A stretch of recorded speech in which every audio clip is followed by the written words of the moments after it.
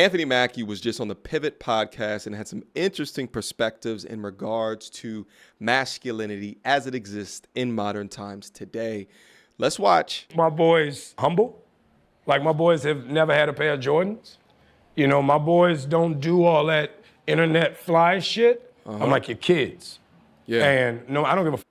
I could be the biggest star in the world.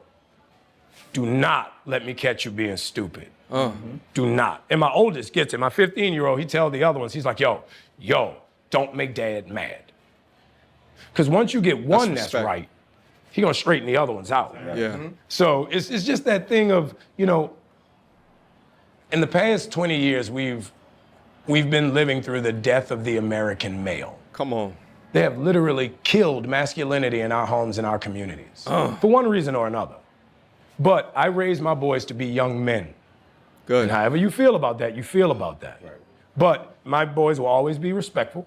They will always say, yes, sir, yes, ma'am. No, sir, no, ma'am. They will always say thank you. They will always open a door for a lady. They will always make sure that their mother is taken care and provided for. They will always be men. And that's always since they were 2 years old. Every time I left for a job, I tell my 15-year-old, you're the man of the house. You make sure these doors are locked every night, this alarm is on, you text me or you call me every night before you go to bed and you wake up. I love that. Because we're men. If I'm not there to protect, he got to be there to protect. Because you can have all the money in the world, motherfucker climb through the window, that money means nothing. Yeah. You can have all the celebrity in the world, motherfucker jump through the door, that celebrity means nothing. Yeah. So you got to have a little guard in there. Listen, there's every couple of Hollywood for the most part, I don't trust Hollywood at all. I think when you have actors in front of a microphone, they can just switch and, right, like whatever perspective or mindset earns them the most amount of money is what they will gravitate to. But like from the multiple times that I've seen Anthony Mackie talk about different things, I like the brother. And I think he's one of the ones that have escaped the bullshit of Hollyweird. Just think about some of the things that he's saying. First, starting off with an understanding of you ain't gonna get no goddamn Jordans. I never had no damn Jordans, right? And for his situation, it ain't got nothing to do with money. For my situation, you know, I'm a single parent household. My father was a school teacher, so we didn't really have money for the Jordans like that. But even later on, when I made my own money, I still took in the understanding of the importance of materialism, not of the importance of having a clean image, but of materialism. Understanding that we're in a capitalistic society and culture. And as a man, I do not need to prioritize brand name designers when I can look clean for literally 1/20th of the price, depending upon where I shop. I don't need to be pouring all of my money out into products that marketers and brand managers say that I need in order to feel status or to feel important. That behavior is lemming behavior. But guess what's not lemming behavior? Masculine men. They're not followers. They're leaders. And I think men teaching young boys how to not be followers, right? And it's not following to a degree because I think in a hierarchical society, you know, think of like the military and shit, there are leaders of shit. So you have to be able to follow to a degree. But if it goes against what's valuable to you, if it goes against your morals, if it goes against degrees of ethics, if it goes against people not being able to use you, then you should have the intellect, the smarts to challenge what is being placed in front of you and think differently if differently calls for it. Shit, I'm from New York, and previous to 18 years old, have I not only had Jordans, I've also never had Timbs. I had Timberlands. You don't understand what I'm saying? Like back in the day, we used to shop for shoes at Payless. All right, you can buy like 2 pairs of Timberlands. You know what I'm saying? The buck nakeds, single sole, and get a damn bright orange basketball with it. Always used to shop for shoes at either Burlington Coat Factory or Caldor. And the thing is, not only did it teach me how to not be a materialistic simp or follower, but it also taught me how to balance my money, how not to put things out on credit, to protect the income that I am bringing in for things that actually matter, that would add actual real value within my life. So to see a father say that he conducts his household in this matter to enhance the masculinity of his young boys, I give this brother nothing but a round of applause and respect. Let's keep going. You know, and so for me, it's always that idea of American masculinity is very different. You feel it when you go to Europe. Like you see these and you're like, could bust your ass, boy. It's a lot You know different, what I mean? yeah. You know what I'm saying? You go to Europe. Tight ass pants. Yeah, tight ass pants. Motherfucker, when it's good, boy, you better lotion your ankle. Like, you feel it when you go to Europe. Even when you, like, I was just in Kenya and I was walking around, I'm like, yeah. Dude was like, you ain't from here. Like, nah. Like, yeah, I could tell. I know you can. I could tell I ain't from here.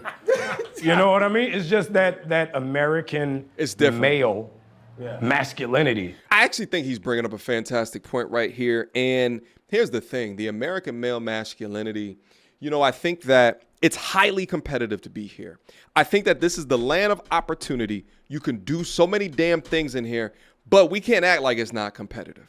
We can't act like that it's not difficult to do so, especially when the expectations are so high. Shit, the homeless rates amongst men down up in here are 90% compared to women. So there's a lot of young men that for whatever reason are not meeting their potential, and some of which walk around with a chip on their shoulder, walk around with a feeling of wanting to prove themselves. And then you get a subset of them that have given up. They don't understand the value of hard work and would rather overconsume high dopamine activities like playing video games all day, smoking, drinking, and trying to get as much viscous innards as possible. And I can even speak for myself being raised in New York, but you begin to understand very quickly and early on that the world, at least it is presented to us within America, it is a very dog-eat-dog world where only the strongest survive.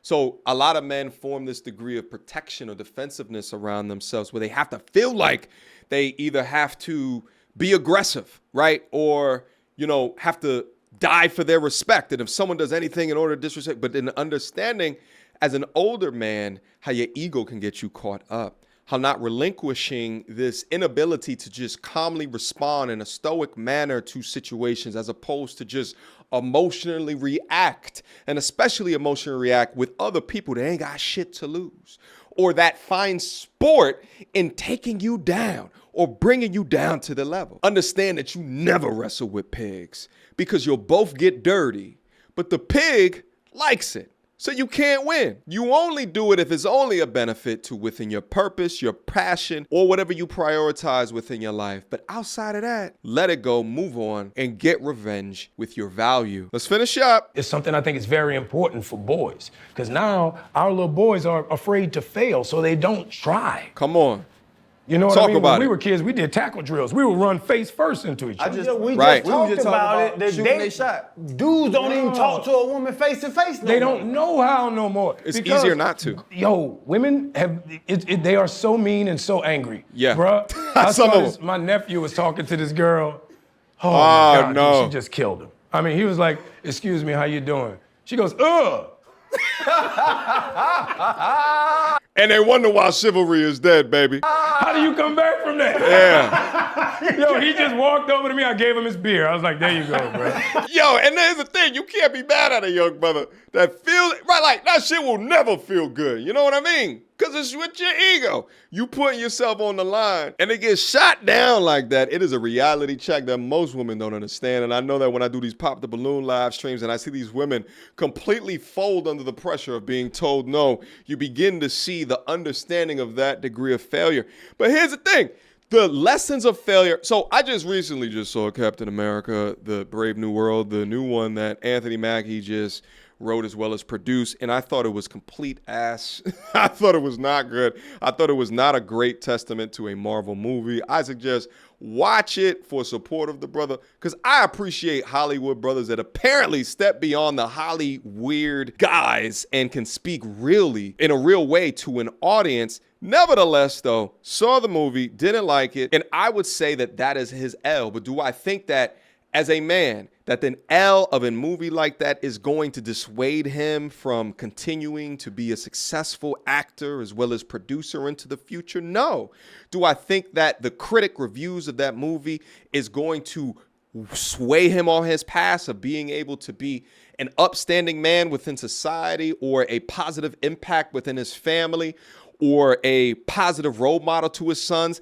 Absolutely not, because he understands masculinity. He understands that, listen, at the end of the day, I might take an L today, but it's not about the L. Today It's about, will I win the war, depending upon what my passion or what my purpose within this life is. And that's what being a man is at the end of the day. Listen, these women all day can talk about, you got to talk about your feelings, you got to talk about your emotions and shit like that. And I agree to a degree.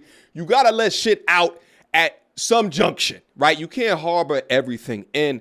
But at the same time, though, you need to be strong. That's it.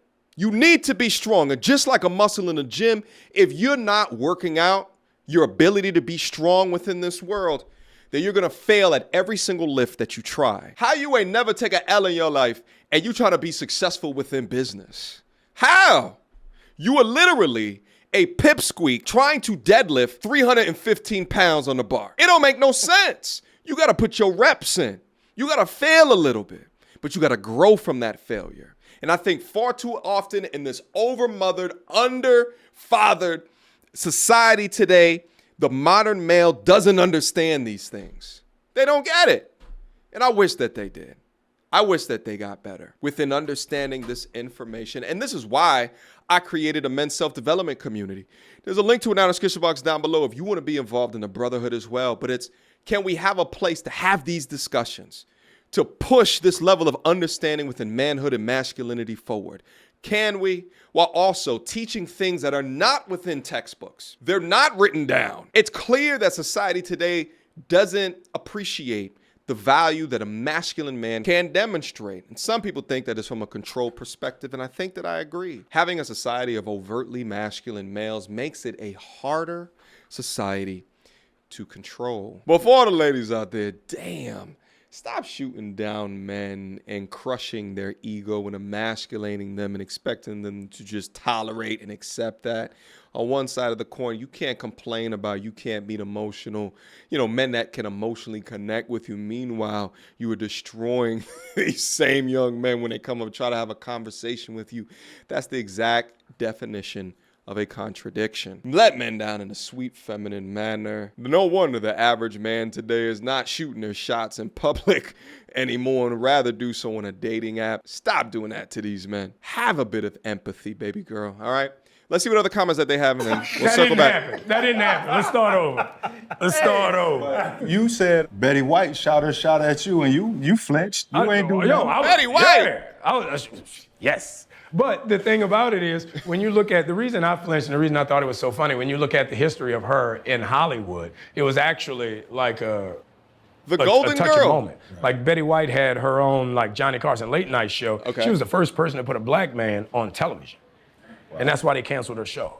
They were like, take him off. He was like the dance instructor for the show. And he would dance on the show, and they were like, take him off or you're going to get canceled. One season she was canceled with a highly rated show. So, when you see who you're dealing with, when you go back and watch Golden Girls, you know what I mean? And when Don Cheadle, one of my favorite episodes of TV ever, there was a Golden Girl episode, and Blanche came out and put the Confederate flag in front of the check-in booth. So Don Cheadle had this moment, bruh, and this is when I knew. I was like, this dude ain't human. Like, there's no way he's acting like this is the best actor of all time, right. Hands down. Like, I started acting because of Don Cheadle and this moment.